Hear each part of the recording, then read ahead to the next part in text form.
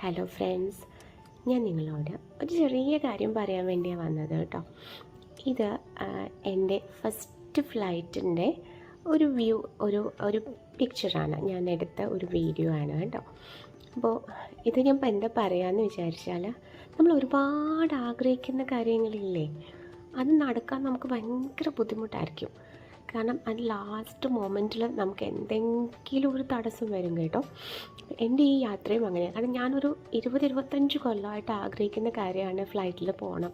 കാരണം എൻ്റെ അച്ഛൻ ഒരു ഗൾഫിൽ ഒത്തിരി വർഷം നിന്ന് ജോലി ചെയ്ത ആളാണ്. അപ്പോൾ അച്ഛൻ നാട്ടിൽ വരുമ്പോൾ പറയുന്ന ഓരോ കഥകളും ഫ്ലൈറ്റിലെ ഓരോ വിശേഷങ്ങളും ഒക്കെ പറയുമ്പോൾ എനിക്കും തോന്നും എനിക്കും ഒന്ന് ഫ്ലൈറ്റിൽ കയറണം. അങ്ങനെ ഒരു ആഗ്രഹം ഇല്ലാത്ത ആൾക്കാർ വളരെ കുറവായിരിക്കുമല്ലോ. പക്ഷേ ഞാൻ ഹൈദരാബാദിലേക്ക് പോയൊരു യാത്രയാണ്. അപ്പോൾ ഹൈദരാബാദിൽ നിന്ന് റിട്ടേൺ ആണ് ഞാൻ ഫ്ലൈറ്റിലെടുത്തത്.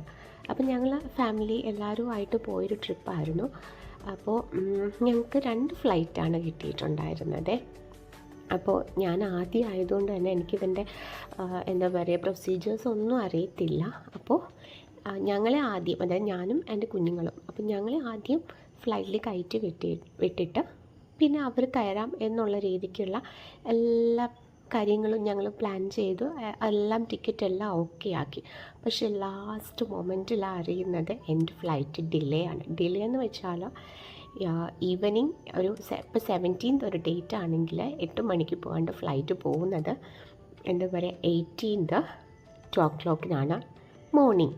അപ്പം ഞാൻ ആകെ ടെൻഷൻ അടിച്ചു. കാരണം എനിക്ക് എയർപോർട്ടിൽ ഞാൻ ഫസ്റ്റ് ടൈമാണ്, എന്താ ചെയ്യേണ്ടതെന്ന് അറിയില്ല, എങ്ങോട്ട് പോകേണ്ടതെന്ന് അറിയത്തില്ല. മൊത്തത്തിൽ കൺഫ്യൂഷനായിട്ട് ആകെ അങ്ങ് പെട്ടുപോയൊരവസ്ഥ. അവിടെ ഇരിക്കും തോറും എന്താ പറയുക, ഈ AC-യുടെ ആ ഒരു കൂളിങ്ങിനേക്കാളും ഞാനിങ്ങനെ ഫ്രീസ് ആയിക്കൊണ്ടിരിക്കുക. കാരണം അവർ ഫ്ലൈറ്റിൽ കയറിപ്പോയി, എൻ്റെ ഫ്ലൈറ്റ് ഇതുവരെ ലാൻഡ് ചെയ്തിട്ടില്ല, ഇനിയും അത് ഡിലേ ആവുമോ, ഒന്നും അറിയാൻ പാടില്ല. എന്താ ചെയ്യാൻ ഒന്നും അറിയാൻ പാടില്ലാണ്ട് ആകെ പെട്ടുപോയിരിക്കുവാണ്. ലാസ്റ്റിൽ എന്തായാലും ഫ്ലൈറ്റ് വന്നു. ഒരു 1 o'clock വരേണ്ടത് 2 o'clock ഒക്കെ ആയി. എന്തായാലും ഞങ്ങളതിൽ കയറി കഴിഞ്ഞപ്പോൾ പിന്നെ വീണ്ടും എന്താ പറയുക, ഭയങ്കര എക്സൈറ്റ്മെൻറ്റായി. കാരണം ഫസ്റ്റ് ട്രിപ്പല്ലേ, കാരണം ഒത്തിരി ആഗ്രഹിച്ചത്. ഓക്കെ, അപ്പം ഞാനിത് പറഞ്ഞത് എന്താണെന്ന് വെച്ചാൽ, നമ്മൾ ഒരുപാട് ആഗ്രഹിക്കുന്ന കാര്യങ്ങളുണ്ടല്ലോ, അതത്ര പെട്ടെന്ന് സാധിക്കത്തുമില്ല.